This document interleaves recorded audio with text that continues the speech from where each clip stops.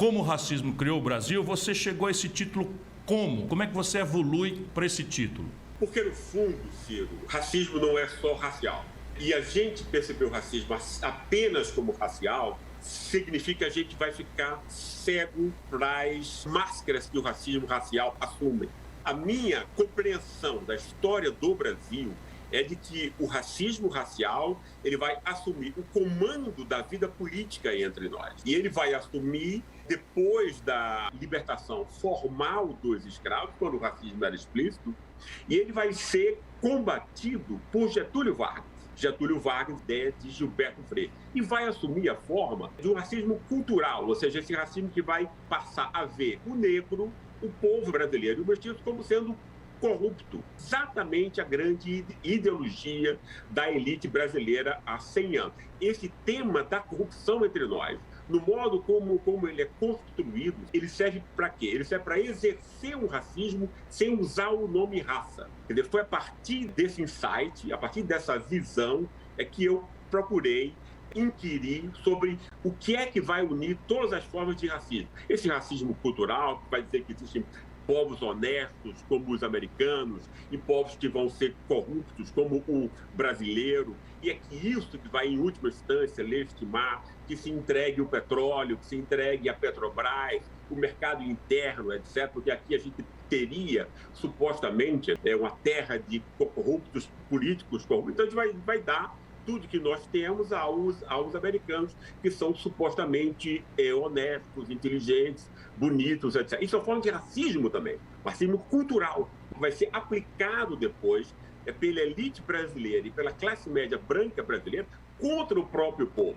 Porque essa classe média branca importada da Europa, ela vai se perceber como europeia. A elite brasileira, por mais maluca que seja, né, ela vai se perceber como americana. Isso foi desonesto, etc. Vai ser o povo, exatamente como ele era percebido antes, de forma racial. Isso é extremamente importante, senão a gente fica cego sobre as máscaras que o próprio racismo assume. Uma das máscaras é exatamente essa que você estava falando aqui para a gente há pouco antes, que é a guerra contra o crime, digamos assim. Essa arminha aí de Bolsonaro, todo brasileiro das classes populares sabe que quem morre nela é a juventude negra. Então, o afeto que está por trás disso é racismo, porque já se construiu o negro como sendo o criminoso. Nesse livro, o que foi que eu tentei fazer? É compreender essa produção dessas diversas máscaras. Porque o racismo ele é múltiplo, ele é multidimensional. Ele parte a partir dessa ideia de que, para você oprimir, humilhar alguém, você tem que reduzi-lo ao corpo, a animalidade, portanto, né?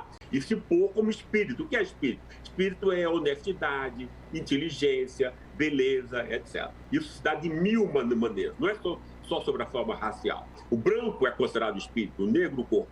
Mas a cultura dos americanos e dos europeus também é considerada corpo. E ela vai ser introduzida, por exemplo, pela elite brasileira para continuar oprimindo o povo sem sequer dizer a palavra raça. Como é isso? O racismo como base, como valoração primicial da luta contra a corrupção e do combate ao crime. Quer dizer, se nós pensarmos, Ciro, nos últimos 100 anos de história brasileira, quer dizer, vamos pegar 1888. Quer dizer, você tem aí a libertação formal dos escravos.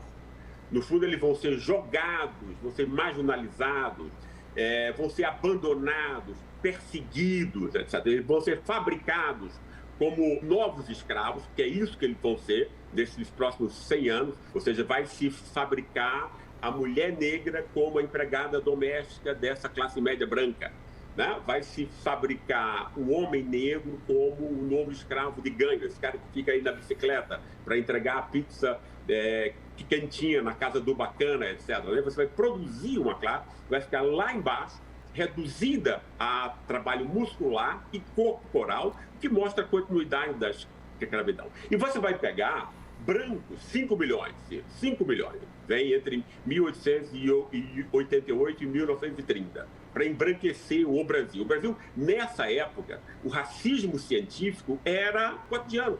Todos os intelectuais brasileiros, 100%, sem exceção, eram racistas, até 1930, até Gilberto Freire.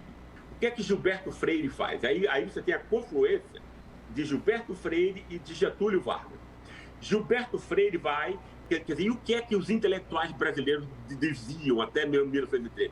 Diziam aquilo que o Conde Gobineau vai ser amigo pessoal de Dom Pedro II, vai influenciar uma geração de intelectuais brasileiros, Silvio Romero, Euclides da Cunha, Nina Rodrigues, todos, né, dessa época, dizendo o quê? Que o Brasil não tem futuro porque é uma raça lixo, uma raça mestiça, não tem nem virtude do branco, nem as virtudes ambíguas do negro. Ou seja, a lata de lixo da história. Era isso que se acreditava que era o povo brasileiro.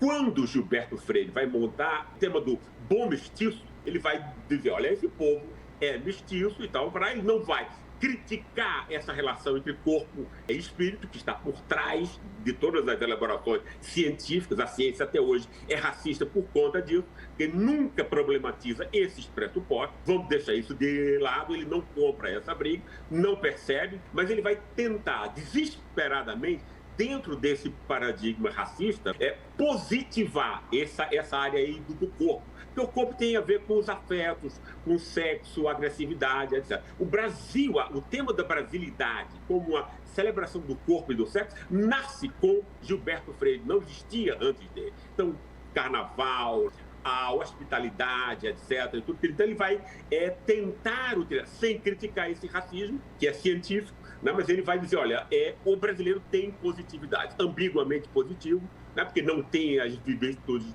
do espírito americana e europeia, supostamente, mas é um povo que tem uma cultura própria, singular, etc. Isso que criou o quê? Pela primeira vez, a possibilidade da criação de uma identidade nacional brasileira, que não existia antes dele.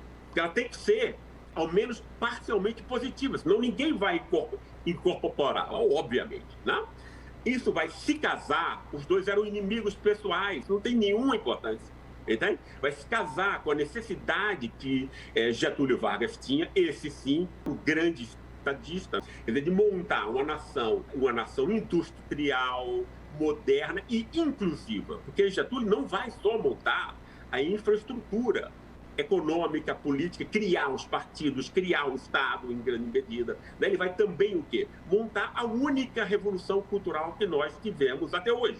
Que é exatamente usando esse tema dos intelectuais da Semana de 22 em São Paulo e de Gilberto Freire. Um Brasil pensado a partir de si próprio, que não criminaliza, que não estigmatiza e criminaliza o próprio povo. Esse é o ponto principal. Com essa intervenção de Getúlio Vargas, o racismo brasileiro, obviamente, não acaba, mas ele é interditado no espaço público. Não se fala mais como se falava antes. Isso vai implicar o quê? A elite não quer Getúlio. Ela não quer Getúlio como ela não quis Lula, como ela não quis Jango, como ela não vai querer ninguém que vá pegar 20, 30% do orçamento e vá usar para inclusão de negros e pobres. Por quê? Porque a elite quer roubar o orçamento inteiro. É isso que a elite brasileira faz. Ela rouba o orçamento inteiro e tem uma imprensa para mentir, para enganar e manipular, né? Como a elite era anti-getulista, ela precisava do quê? Ela precisava legitimar isso, né?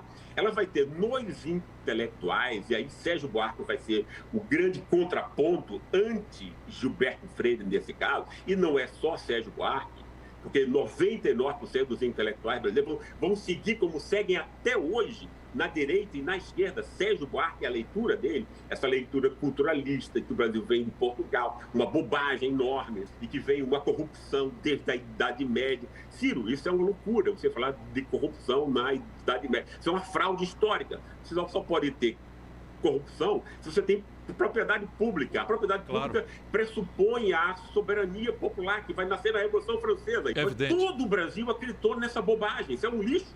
Isso foi montado para quê? O que é que Sérgio Buarque vai fazer com isso? Ele vai... Essa herança da corrupção vai atingir o povo apenas. Não mais a classe média branca, porque ela é europeia, então ela se percebe como europeia, e a elite se percebe como americana. Porque em São Paulo inventou-se essa ideia de que o bandeirante é como o protestante ascético e tal, uma bobagem enorme, mas acreditou-se nisso. Então, o que Sérgio Buarque faz se o povo é corrupto, ele é inconfiável. Ciro, se você diz, quer dizer, os temas do espírito, como Kant nos ensinou, é a inteligência, a moralidade e a capacidade estética. Se você diz que alguém não é muito inteligente, é uma coisa desagradável, mas isso não é o fim do mundo. Se você diz que alguém não é tão bonito, idem. Agora, se você diz que alguém é inconfiável e corrupto, você mata essa pessoa. Né? Daí o tema da corrupção ser o centro desse racismo cultural. Né? É uma ideia que está em toda a ciência europeia e central, que o sul global é corrupto e os Estados Unidos e a Europa não, entende? E a elite brasileira e Sérgio Buarque, ou seja, esses nossos pensadores de vira-latas, né, que pegam esse colonialismo cultural, vão usar isso contra o povo. Né? Do mesmo modo que os americanos usam essas ideias para saquear o sul do planeta, a elite brasileira vai passar a usar essas mesmas ideias para quê? Estigmatizar o Estado. Por que o Estado? Porque o Estado é a organização de interesse que pode se comparar com o mercado, que é forte, pode regular o mercado. Então você já estigmatiza o Estado, então você enfraquece o Estado, enfraquece a política, enfraquece o voto, criminaliza o voto, porque é de alguém corrupto, percebe? Quer dizer, supostamente, claro que isso não vai chegar nunca à justiça, porque com uma imprensa privada, basta que a imprensa escandalize isso, né? E você enfraquece a participação popular, estigmatiza e criminaliza o próprio voto e o próprio povo. Você diz que o povo é a causa da miséria, o povo é a causa do seu próprio atraso. Você culpa a vítima, né? Essa é a explicação dominante da intelectualidade brasileira, Ciro, até hoje. Né? Até se você olhar, né? quer dizer, Fernando Henrique Cardoso vai repetir isso, Roberto da Mata, Raimundo Fauro, todos os grandes. Né? Mesmo Florestan Fernandes, você acha também? Exatamente, com a nobre exceção parcial, porque ele usa, né, algumas coisas e tal, mas ele não entra nesse livro de Florestan. Né? E aí você vai ter o nascimento da ideologia política brasileira. O que é que ela vai fazer? Ela vai pegar o canalha racista da classe média branca, porque se a elite quer ficar com o orçamento do Estado 100% para botar no bolso, para roubar, porque é isso que a elite brasileira faz, é uma elite de ladrões, né? E se você pegar a elite rural, é uma elite de ladrões e de assassinos. Até hoje, eu não estou falando de coisa de 500 anos atrás, a classe média branca, o interesse dela é preservar os seus privilégios educacionais, os bons empregos, etc., prestígio, reconhecimento que advém disso. Né? Então, todo o processo de inclusão de negros e pobres, né, atinge esses dois privilégios. Né? A classe média branca vai sair sob estímulo da imprensa, da elite, nas ruas, não quando tem a corrupção, Ciro. Basta a gente ver, não tem nada a ver com isso. Lembremos aqui daquela corrupção filmada de Temer, Aécio, lembra? Ah, não, senão a gente mata e dá para parar isso. Incrível, né? Quer dizer, não saiu ninguém à rua, ninguém viu nenhum branquinho, entende? Quer dizer, gritando histericamente nas ruas contra a corrupção, né? Saiu contra Getúlio Vargas, saiu contra Jean, que prometeu fazer, coitado, nem conseguiu chegar ainda, e saiu contra Lula e Dilma. Sai quando há um processo de quê? De usar uma parte mínima que seja, porque foi uma parte mínima, né, do orçamento público para os mais pobres, né, porque a grande parte ficou com livro, ficou com os rentistas, como você mostra sempre muito bem, né, e quando você começou a pôr negros nas universidades. É isso que né? Entende? Então você dá a legitimação perfeita para o canalha racista, né? Entende? Que ele pode se travestir o seu racismo de campeão da moralidade pública. Qual é o racista que não... que é isso? Não é isso? Então você consegue fazer a mesma coisa que existia na República Velha, e essa é a minha tese. Ou seja, o Brasil continua com a mesma forma de dominação política que caracterizava a República Velha. Né? A estigmatização do voto, a estigmatização da participação popular, né? E do veto a qualquer forma de inclusão popular verdadeira entre nós. É a perpetuação da República Velha.